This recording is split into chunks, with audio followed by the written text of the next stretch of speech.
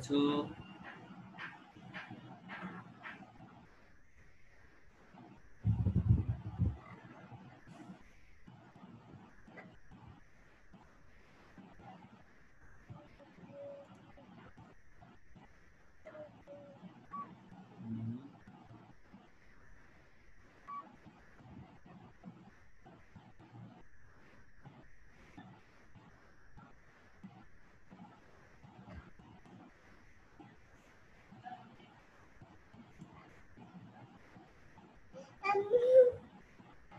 আমি আমি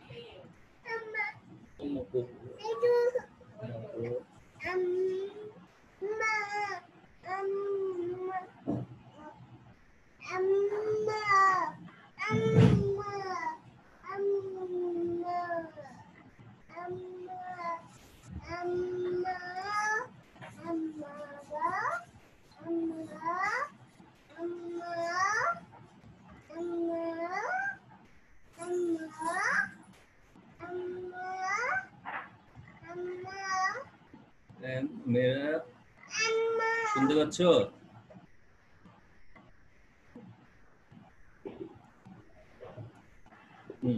এই তো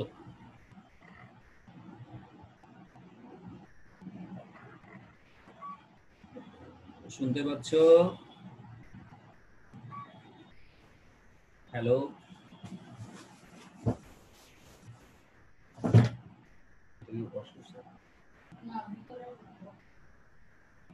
হ্যালো মেয়েরা শুনতেছো?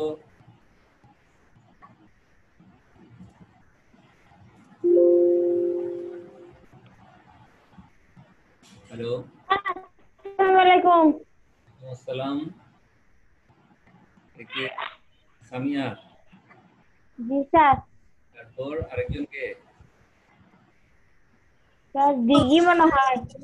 স্যার হ্যাঁ আমি দেখি স্যার। দিঘি। হ্যাঁ নমস্কার স্যার। সামিয়া আসছে। এই নদী নাই, পুকুর নাই, দিঘি আছে। হ্যাঁ আচ্ছা, তোমাদের কাজ হয়েছে? এই যে এটা কি জানো, অ্যাসাইনমেন্ট। অ্যাসাইনমেন্ট দিছি যে সেগুলি কি করছো?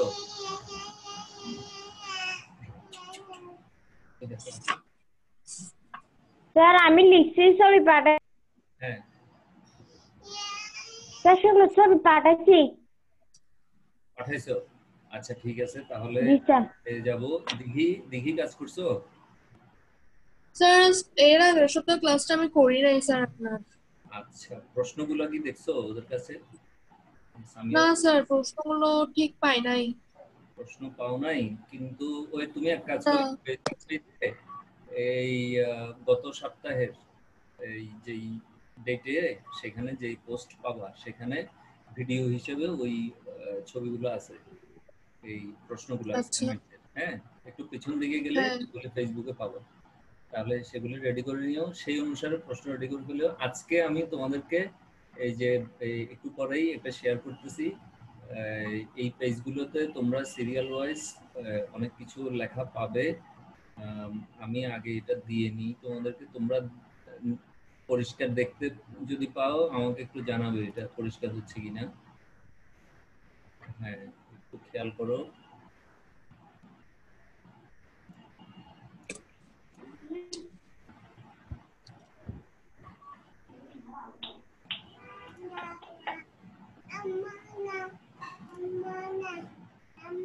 দাঁড়াও দাঁড়াও, আমি আসতেছি।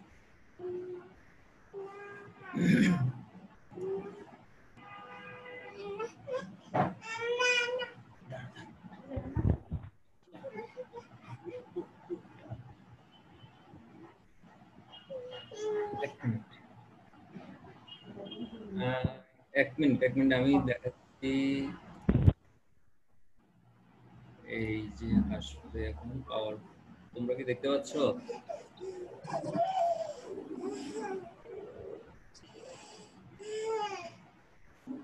এই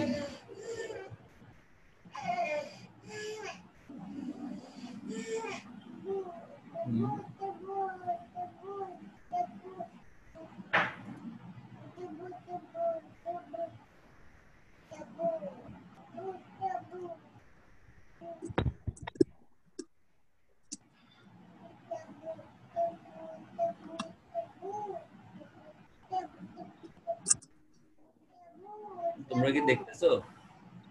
হ্যাঁ জি স্যার স্যার দেখতেছি পরিষ্কার লেখা? দেখতেছি। হ্যাঁ আচ্ছা, তাহলে এখন লেখা পরিষ্কার কিনা একটু দেখো, আর একটু বড় হলো কিনা। স্যার আপনার কথাগুলো না একটু আস্তে আস্তে আস্তে আস্তে একটু বড় করেই বলেন না। আচ্ছা, বলতেছি বড় করে। আচ্ছা, এখন দেখতেছো লেখাগুলা? হ্যাঁ এখন শোনা যাচ্ছে? হ্যাঁ ভেরি গুড। তাহলে এইখানে আমরা এই যে আজকে এই যে চ্যাপ্টারটা 14 অধ্যায়, পদার্থ বিজ্ঞান জীবনের জন্য পদার্থ বিজ্ঞান, এভাবে না ছিল হেডলাইনটা? হ্যাঁ হ্যাঁ, আমরা সেই জিনিসটা স্যার এখন দেখবো। আচ্ছা, চতুর্দশ অধ্যায় জীবন বাঁচাতে পদার্থ বিজ্ঞান। আচ্ছা, তোমরা এই জিনিসগুলো নিশ্চয়ই পড়া হয়ে গেছে, জীব পদার্থ বিজ্ঞানের ভিত্তি। হ্যাঁ, জীব পদার্থ বিজ্ঞানের স্যার। আমি এগুলি পেজগুলো সব দেখাবো, কারণ এগুলি ভিডিও হিসেবে থাকবে, তোমরা বারবার দেখতে পাবে, ঠিক না? জি স্যার। হ্যাঁ হ্যাঁ, এই জিনিসটা আসবে এরপরে। এই যে তোমরা এখন দেখতে পাচ্ছ, জীব পদার্থ বিজ্ঞানের চ্যালেঞ্জ হলো কিভাবে জীবনের নানা জটিলতাকে পদার্থ বিজ্ঞানের সহজ নিয়মের ভিত্তিতে ব্যাখ্যা করা যায়। এটা হলো চ্যালেঞ্জ। হ্যাঁ, মানে কেন আমরা জীব পদার্থ বিজ্ঞান পড়ছি, বা যারা জীব পদার্থ বিজ্ঞান পড়বে ভবিষ্যতে, যেমন যারা বিশ্ববিদ্যালয়ে গেলে পড়াশোনা করবে পদার্থ বিজ্ঞানের সাথে জীববিজ্ঞানকে মিলিয়ে, তারা কেন পড়বে? হ্যাঁ, তো সেই কেনর উত্তর হচ্ছে জীবনের নানা জটিলতাকে পদার্থবিজ্ঞানের সহজ নিয়মের ভিত্তিতে ব্যাখ্যা করা। এটাই হচ্ছে জীব পদার্থ বিজ্ঞানের পড়াশোনার উদ্দেশ্য। এটাকে আমরা ভিত্তি বলবো। স্যার আমার একটা কোশ্চেন আছে স্যার। হ্যাঁ, বলো এবার। স্যার জীবনের নানা জটিলতা বলতে কিরকম একটা এক্সাম্পল দিয়ে বলেন। জীবনের নানা জটিলতা। আচ্ছা, হ্যাঁ একটু চিন্তা করো তো, আমরা যেই খাদ্য গ্রহণ করি, সেই খাদ্য আমাদের শরীরের মধ্যে যাচ্ছে, পাকস্থলীতে হজম হচ্ছে, হজম হওয়ার পরে সেটা থেকে বিভিন্ন উপাদানগুলা শরীরের বিভিন্ন জায়গায় ছড়ানো হচ্ছে। তারপরে আমাদের খাবার এই মূল উপাদানগুলো আমাদের শরীরের বিভিন্ন কাজে অংশগ্রহণ করছে, আমাদেরকে সুস্থ রাখার জন্য, আমাদেরকে শক্তিশালী করার জন্য, আমাদের শরীর গঠন করার জন্য। হ্যাঁ, দৈহিক বৃদ্ধি, তারপরে বিকাশ, হ্যাঁ, মানসিক চিন্তা ভাবনা, সবকিছু, এগুলি সব জটিল বিষয়। হ্যাঁ, এইগুলি যখন শরীরের ভিতরে যখন হচ্ছে, অনেকে বলে শরীর হচ্ছে গিয়ে একটা বিশাল রসায়নের একটা কারখানা, এরকমও বলে। এই যে কাজগুলো হচ্ছে, এগুলিকে কিভাবে পদার্থবিজ্ঞানের যন্ত্রপাতি দিয়ে এগুলিকে বোঝা যায়, বুঝে ধরো কোনো অসুখ হলো, সেই অসুখ নির্ণয়ের জন্য পদার্থবিজ্ঞানের সাহায্য নেওয়া। তার মানে দুদিকের জিনিস, একটা হচ্ছে জটিল রাসায়নিক কর্মকাণ্ড, আরেকদিকে হলো পদার্থবিজ্ঞানের সূত্র। দুদিকের জিনিস। হ্যাঁ, কিন্তু পদার্থবিজ্ঞানের কাজ হচ্ছে গিয়ে এই বিষয়গুলোকে আলোচনা করে এগুলিকে নিয়ে মানে রোগ নির্ণয়ের জন্য, রোগ নিরাময়ের জন্য, সহায়তা দেওয়ার জন্য যন্ত্রপাতি তৈরি করা। বুঝা গেছে? হ্যাঁ স্যার। জি স্যার। এই হচ্ছে, তার মানে জীবনটা হচ্ছে একটা জটিল প্রক্রিয়া, আর পদার্থবিজ্ঞান এটাকে সহজ করে আমাদের জন্য উপকারী একটা ভূমিকা নেওয়ার চেষ্টা করে যাচ্ছে। বুঝা গেল? হ্যাঁ আচ্ছা, আবার শুনিও, আবার শুনলে আরেকটু পরিষ্কার হবে, ভিডিওটা থাকবে। আচ্ছা, আমরা জগদীশ চন্দ্র বসু সম্পর্কে তোমাদেরকে লিখতে বলেছিলাম। হ্যাঁ, তোমরা একটু খেয়াল করো তো, এই কথাগুলো নিশ্চয়ই তোমরা বইয়ে পড়া হয়ে গেল। এই যে স্যার জি জগদীশ স্যার। চন্দ্র বসু একাধারে একজন প্রখ্যাত পদার্থবিজ্ঞানী, অন্যদিকে একজন জীববিজ্ঞানী। তার মানে উনি একই সাথে দুদিকেই কাজ করেছেন। ঠিক আছে, তারপরে আসছে, তোমরা দেখতে থাকো, 1858 সালে 30শে নভেম্বর জগদীশ চন্দ্র বসু ময়মনসিংহতে জন্মগ্রহণ করেন। পেয়েছো এগুলি? জি স্যার। হ্যাঁ, 1895 সালে তিনি ইতিহাসে প্রথমবারের মতো দূরবর্তী স্থানে বিনা তারে রেডিও সংকেত প্রেরণ করে জনসম্মুখে দেখান। এই যে তথ্যগুলা আমরা এগুলি পড়বো। তারপরে দেখো, জগদীশ চন্দ্র বসু উদ্ভিদ শরীর তত্ত্বের উপর অনেকগুলো গুরুত্বপূর্ণ এবং উল্লেখযোগ্য আবিষ্কার করেন। এগুলোর মধ্যে উদ্ভিদের বৃদ্ধি পরিমাপের জন্য স্পেক্ট্রোগ্রাফ এই যন্ত্রটি আবিষ্কার করেন। খেয়াল রাখিও, কিসের জন্য? উদ্ভিদের বৃদ্ধি পরিমাপের জন্য। এটা অবজেক্টিভের জন্য ইম্পর্টেন্ট তথ্য। 1917 সালে উদ্ভিদ শরীরতত্ত্ব নিয়ে গবেষণার জন্য তিনি কলকাতার বসু বিজ্ঞান মন্দির প্রতিষ্ঠা করেন। তাহলে তারা প্রতিষ্ঠা করা প্রতিষ্ঠানের নামটা কি? এটা একটা প্রশ্ন, ঠিক না? বসু বিজ্ঞান মন্দির, ঠিক আছে। কত সালে বলতে পারবে? 1917 সাল। আচ্ছা, আর অব্যক্ত নামে একটি গ্রন্থ তার লেখা, একটা বাংলায় লেখা একটা খুব নামকরা একটা গ্রন্থ, এটাও অবজেক্টিভে আসতে পারে। আর একটা উল্লেখযোগ্য গ্রন্থ ইংরেজিতে যেটি, সেটি হচ্ছে response in the living and non living. Living মানে জীবিত বস্তু, আর নন লিভিং মানে জড় পদার্থ। তাহলে জীব এবং জড় পদার্থের মধ্যে আন্তঃসম্পর্ক নিয়ে এই বইটা, ঠিক আছে। আচ্ছা, তাহলে আমরা জগদীশ চন্দ্র বসু সম্পর্কে একটু সংক্ষিপ্ত ধারণা নিয়ে নিলাম। তোমাদের বইয়ে তোমরা কেউ বলতে পারবে জগদীশ চন্দ্র বসুর মৃত্যু বার্ষিকীটা, তারিখটা কবে? 1937 সালের 23শে নভেম্বর। 1937 নভেম্বর জ্ঞান তাপস আচার্য জগদীশ চন্দ্র বসু মৃত্যুবরণ করেন। 23শে নভেম্বর, একই মাসে কিন্তু পাচ্ছ, নভেম্বর মাসে 23 এবং 30 তারিখে মৃত্যু, 30 তারিখে জন্মদিবস। হ্যাঁ, তোমরা যদি চিন্তা করো, এই জগদীশ চন্দ্র বসুর এই দুইটা দিবস আমরা পালন করতে চেষ্টা করতে পারি। কারো ইচ্ছা হচ্ছে? জি স্যার হচ্ছে। কার কার হচ্ছে? সামিয়া? স্যার আমার হচ্ছে। দিঘি, সামিয়া দুজনেরই? হ্যাঁ স্যার। হ্যাঁ, হ্যাঁ দিঘির আওয়াজ নাই।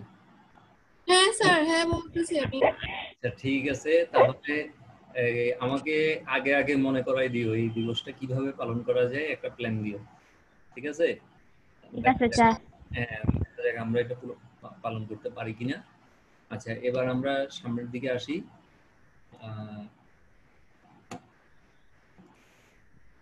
মানবদেহ এবং যন্ত্র।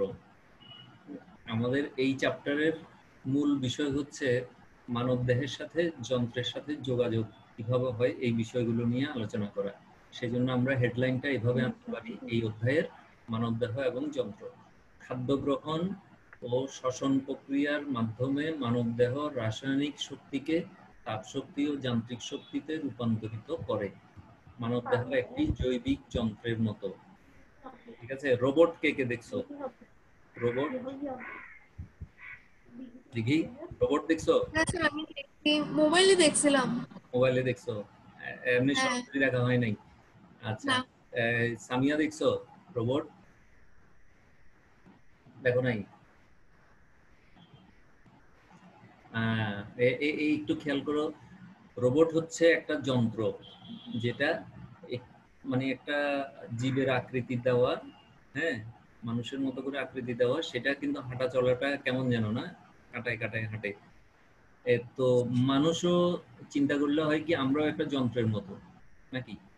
যেমন আমাদের হাত নাড়াচাড়া করার প্রক্রিয়াটা, একটু হাতটা নেড়ে দেখো, হ্যাঁ, ডানে বাঁয়ে ঘোরাতে পারতেছো, হ্যাঁ, তারপরে আঙ্গুল পারতেছো, আঙ্গুল দিয়ে যে কোনো জিনিসকে ধরা যায় না, 5টা আঙ্গুল দিয়ে, হ্যাঁ,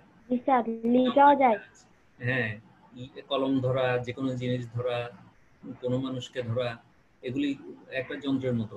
তারপরে একটু চিন্তা করো তো, আমরা যে প্রক্রিয়ায় খাই, খাওয়ার সময় আজকে ভাত খাওয়ার সময় এভাবে দেখবে রাতে, ধরো মুখের ভিতরে আঙ্গুল দিয়ে খাবারগুলা পৌঁছে দিলা, হ্যাঁ, দেওয়ার পরে কি করলো, দাঁতগুলা চাবানো শুরু করলো ঠাস ঠাস করে, হ্যাঁ, তারপরে চাবানোর সময় আবার জিভটা কি করবে, খাবারগুলোকেও উল্টা পাল্টা করে দিবে। চিন্তা করে দেখছো কখনো? জি স্যার। হ্যাঁ, তারপরে এই ভাত যেগুলি কম চাবানো হলো সেগুলিকে দাঁতের নিচে নিয়ে আসা, আবার যেগুলি চাবানো হয়ে গেছে সেগুলি দাঁতের নিচ থেকে বের করে দেওয়া, একটা যন্ত্রের মতো কাজ। তারপর সেগুলি চাবানো হয়ে গেলে গিলে ফেলা। হ্যাঁ, একটা মজার কাজ, চিন্তা করলেই মজা পাবে। তাহলে মানব দেহ এবং যন্ত্রের সাথে একটা তুলনামূলক কথাবার্তা এখানে আসছে। খাদ্য গ্রহণ শ্বসন প্রক্রিয়ার মাধ্যমে কি হচ্ছে, রাসায়নিক শক্তিকে তাপ শক্তি ও যান্ত্রিক শক্তিতে রূপান্তরিত করছে।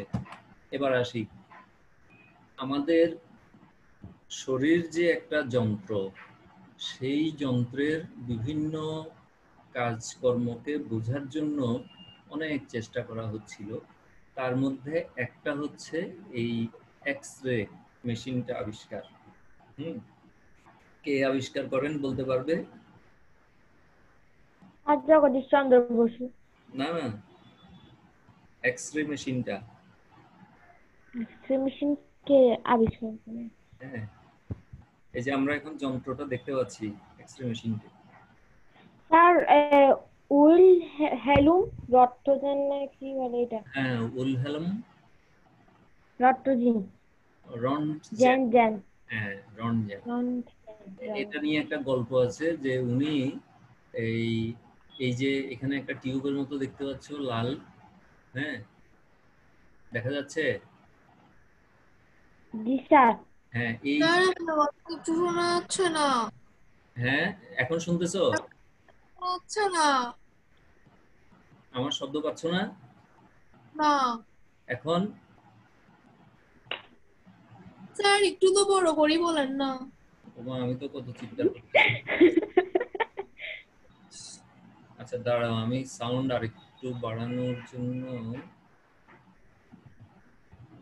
আমার মোবাইল এই কম্পিউটারের পুরো সাউন্ড দিয়ে ফেলছি আমি।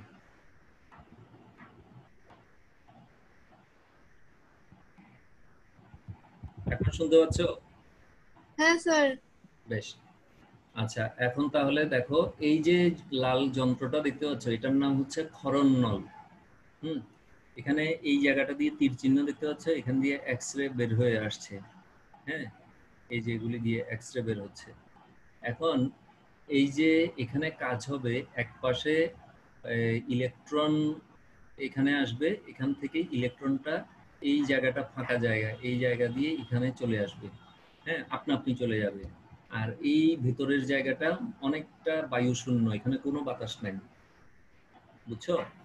তাহলে এই অবস্থায় এখানে প্রচুর বিদ্যুৎ সংযোগ দেওয়া হবে, আর ইলেকট্রন এখান থেকে এখানে, এই মাথা থেকে এই মাথায় আপনা আপনি চলে আসবে। আসার পরে এখানে যখন পড়বে, পড়ার পরে একটা এই তরঙ্গ তৈরি হবে। হ্যাঁ, সেই তরঙ্গটা এই বরাবর বের হয়ে যাচ্ছে। এই তরঙ্গটার নাম হচ্ছে এক্স রে। এখন কথা হচ্ছে যে এই রনজেন, মানে উইলহেলম রনজেন যখন এই এক্স রে আবিষ্কার করেন, উনি কিন্তু জানতেন না যে উনি এক্স রে আবিষ্কার করে ফেলছেন। হ্যাঁ, উনি এই যন্ত্রপাতি নিয়ে দীর্ঘদিন ধরে গবেষণা করছিলেন। একদিন ওনার যন্ত্রটাকে চালু রাখা অবস্থায় উনি এই ওনার বিজ্ঞানাগারে তালা লাগাই উনি কিছুদিনের জন্য বেড়াতে চলে গেলেন। হ্যাঁ, তো বেড়াতে চলে যাওয়ার পরে এর মধ্যে ঘটনা ঘটে গেল, যেটা হচ্ছে সেটা হলো মেশিন তো চালু ছিল, এক্স রে তৈরি হচ্ছিল, কেউ জানতো না। ওই টেবিলে যেখানে এটা রাখা, সেই টেবিলের নিচে ডেস্কে একটা, ওই যে এক্স রে যে ফিল্মগুলোতে এক্স রে তুলে কালো রঙের, দেখছো না ফিল্ম? জি স্যার। সেটা অব্যবহৃত, মানে নতুন এনে উনি প্যাকেট করে রাখছিলেন একটা খাতার নিচে। খাতার ভিতরে একটা ইয়া ছিল, চাবি, চাবি ছিল লোহার, চাবিটা খাতার ভিতরে, আর ফিল্মটা ছিল খাতার নিচে। এখন কিছুদিন পরে এই রঞ্জন আসার পরে উনি চাবি খুঁজতেছিলেন, পাচ্ছেন না। তো মনে করলেন যে চাবিটা নাই, হারাই গেছে। তো পরে এক সময় উনি যখন ওই এক্সরে ফিল্মটাকে পরিষ্কার করলেন, দেখা গেল যে ওখানে একটা চাবির ছবি আসছে। এখন চাবির ছবিটা কোত্থেকে আসছে? ওই যে এক্সরে মেশিনের নিচে ছিল খাতা, খাতার নিচে ছিল এক্সরে ফিল্ম, ওই চাবির চিত্রটা এক্সরে ফিল্মে পড়ে গেছে।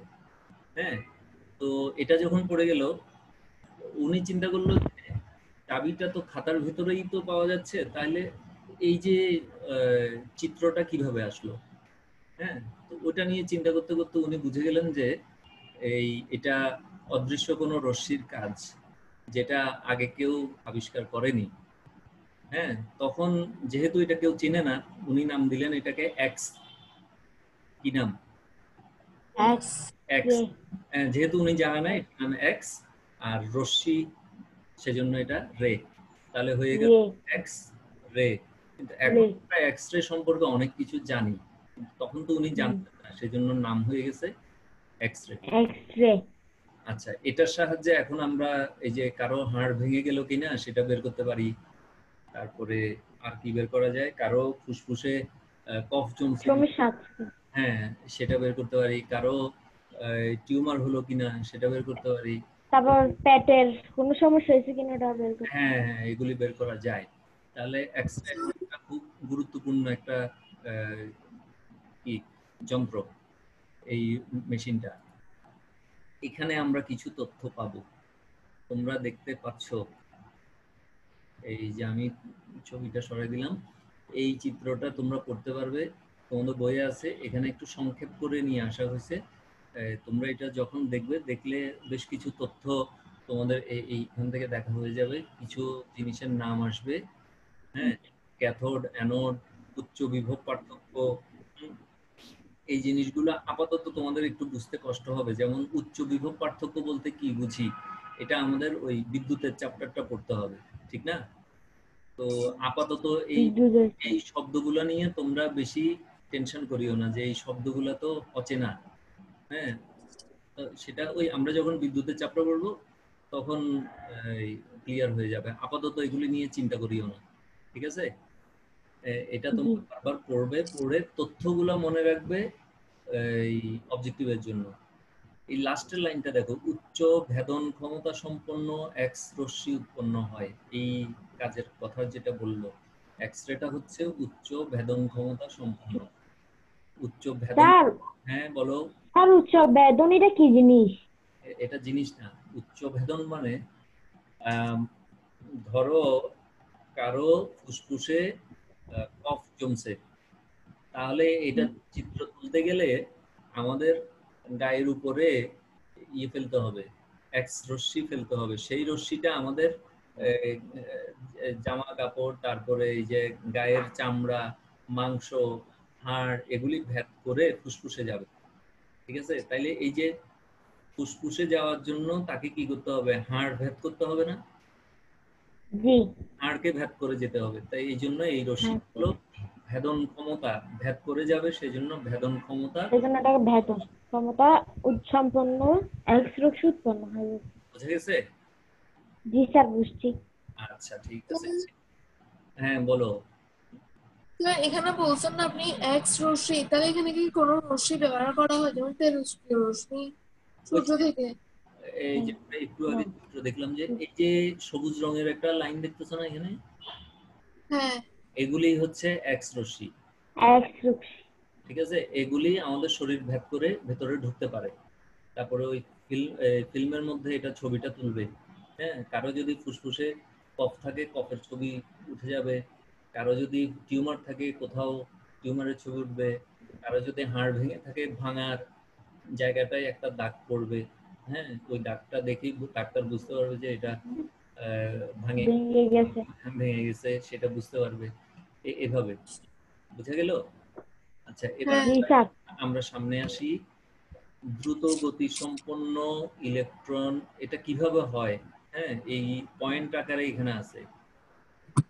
দ্রুত গতি সম্পন্ন ইলেকট্রন ধাতুকে আঘাত করলে তা থেকে অতি ক্ষুদ্র তরঙ্গদৈর্ঘ্যের আবেদন ক্ষমতা অজানা উৎস প্রকৃতি এবং ক্ষমতা সম্পন্ন অজানা এক প্রকার প্রকৃতির বিকিরণ এক উৎপন্ন প্রকার বিবরণ উৎপন্ন হয়। এই বিকিরণকে এক্স-রে বা এক্স-রে রশ্মি বলি।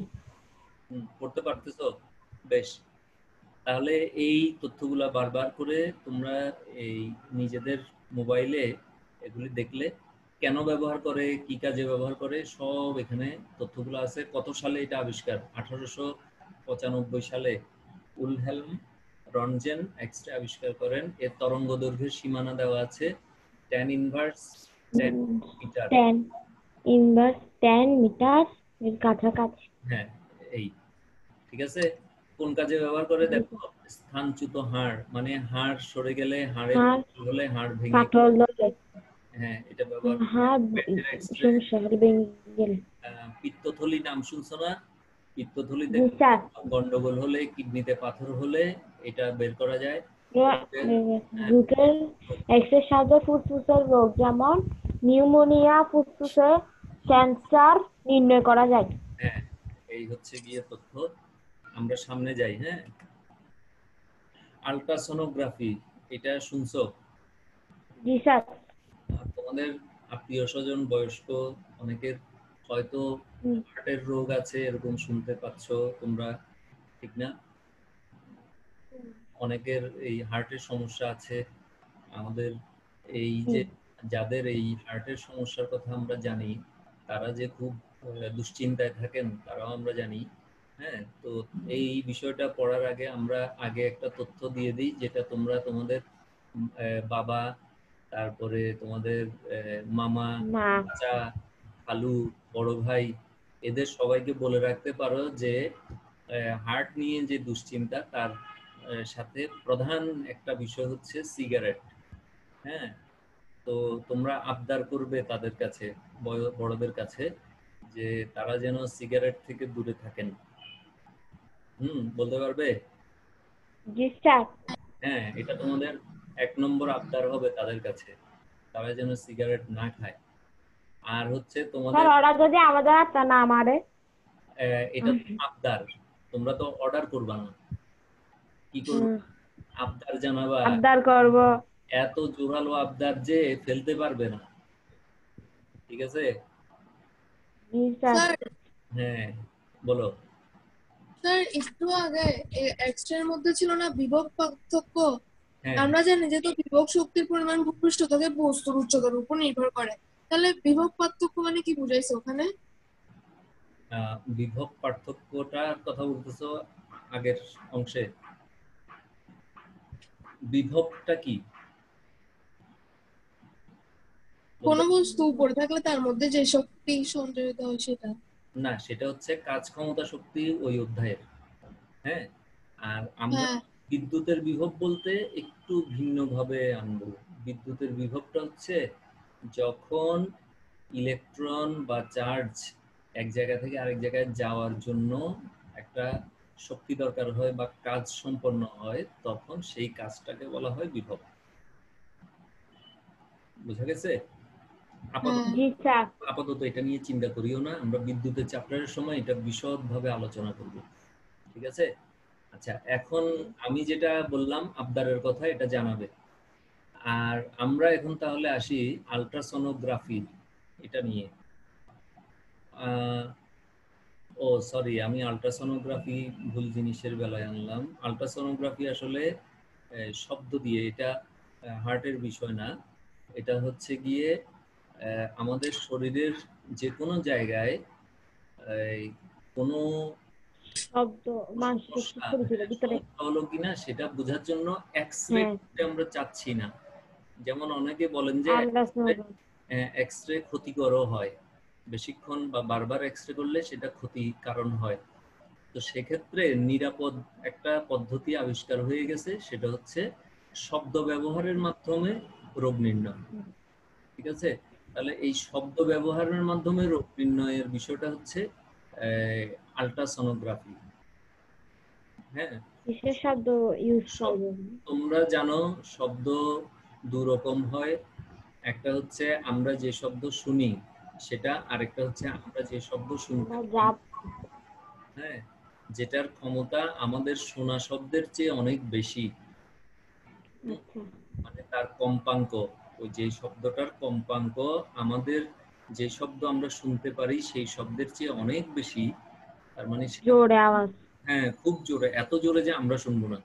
এটা ধরো বাদুড় শুনবে, তারপরে এই এটা কি যেন, মাকড়সারা শুনবে, কুকুর শুনবে, আমরা শুনবো না। এই শব্দ এত তীব্র যে এটা আমাদের কানের ক্ষমতার বাহিরে। এই শব্দকে ব্যবহার করে যখন আমরা রোগ নির্ণয় করব তখন সেটা হচ্ছে আল্ট্রাসনোগ্রাফি। ঠিক আছে? এই জি স্যার। আল্ট্রাসনোগ্রাফির ক্ষমতা দেওয়া আছে 1 থেকে 10 মেগাহার্টজ।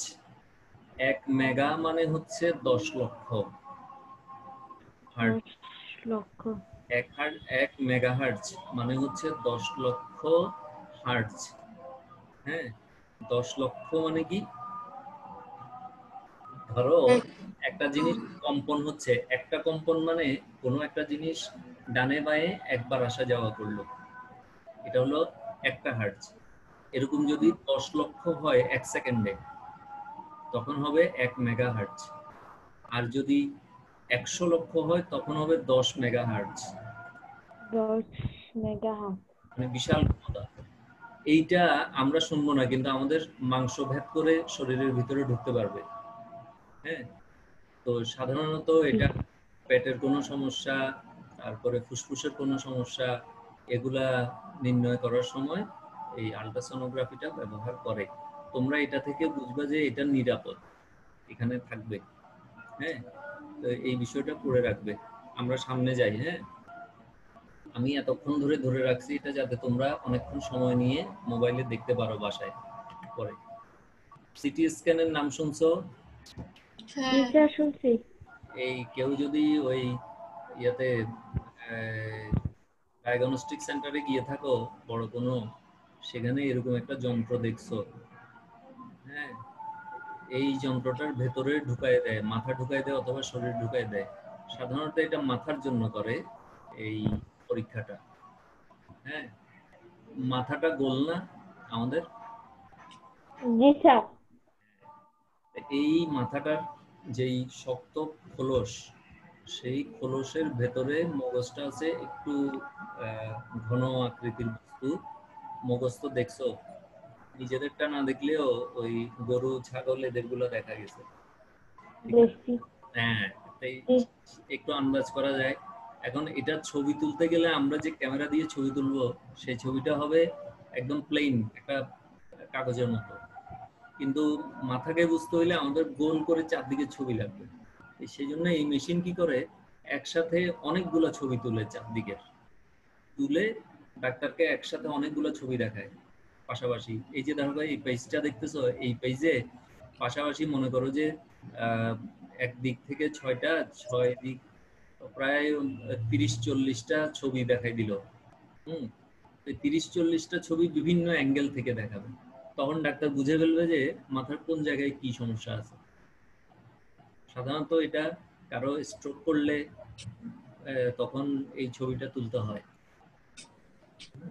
তাহলে আরেকটা হচ্ছে এমআরআই, নাম শুনছো এমআরআই? জি স্যার। এটাও সিটি স্ক্যানের চেয়ে আরেকটু উন্নত পদ্ধতি। এটাতে আহ, এই চুম্বকের শক্তিকে ব্যবহার করা হয়। চুম্বক শক্তির সাহায্যে এই রোগ নির্ণয়ের একটা ব্যবস্থা। দেখতে অনেকটা সিটি স্ক্যান মেশিনের মতো না? দেখো এই যে চিত্রটা, তোমরা এই লাইনগুলো পড়বে। এটার পদ্ধতি নিউক্লিয়ার ম্যাগনেটিক রেজোনেন্স, এই পদ্ধতিটার নাম। হ্যাঁ, তাহলে এটা পড়বে। তারপরে দেখো এমআরআই আসছে, তারপরে আসো ইসিজি। ইসিজি তোমরা হয়তো শুনেছো, শুনছো কারো হার্টের সমস্যা হলে ইসিজি করে, একদম প্রাথমিক রোগ নির্ণয়। হ্যাঁ, এরকম একটা কাগজের মধ্যে অনেকগুলো লাইন আঁকা বাঁকা করে যেতে থাকে। কে কে দেখছো এটা বলো? স্যার দেখছি তো। দেখছো? হ্যাঁ, এটা হলো কিন্তু স্যার ওটা তো ডাক্তারের ওখানে একটা কম্পিউটার থাকে যে ওখানে যার মানে সে বেঁচে আছে কিনা ওখানে থাকে তো ওই ইয়েটা। হ্যাঁ হ্যাঁ, কিন্তু এটা একটা ছোট্ট মেশিন আছে এখানে, এটা দিয়ে এই একটা কাগজের মধ্যে এটার ছবি তুলে দেয়।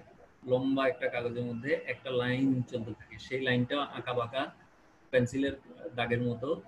তো এটা উঠানামা করতে গিয়ে কোথাও যদি ভাঙা থাকে লাইনে, তখন ডাক্তার বুঝে যায় যে ওই লোকের হার্টে একটু সমস্যা আছে। হুম, মানে হার্টের যে নালীগুলো, রক্তনালী, সেগুলি কোথাও ব্লক আছে, তখন তার চিকিৎসা শুরু হয়ে যাবে। ঠিক আছে, তাহলে ইসিজি হচ্ছে একদম প্রাথমিক একটা রোগ নির্ণয়। একটা রোগ নেই। খুব সস্তা একটা পরীক্ষা, মাত্র 200 টাকা দিয়ে এই পরীক্ষাটা করে, 200-250 টাকা দিয়ে। ঠিক আছে, তোমরা একটা কাজ করতে জি পারো, তোমাদের আশপাশের পরিচিতদের মধ্যে কারো বয়স যদি 40-এর উপরে চলে যায়, হ্যাঁ, এবং যদি জি দেখো সে সিগারেট খায়, তারপরে সে পান খায়, তারপর সে প্রচুর গরুর মাংস খায়, তারপরে তেলের জিনিস বেশি খায়, তাকে বুদ্ধি দিবে যে ইসিজি করার। ঠিক আছে, যারা ইসিজি। ইসিজি ইসিজি করলেই বুঝে যাবে যে তার হার্ট সুস্থ আছে কিনা। বুঝতে পারছো? একদম জি সস্তা স্যার। সস্তা পদ্ধতি। অল্প টাকায় বুঝে ফেললো যে হার্ট সুস্থ।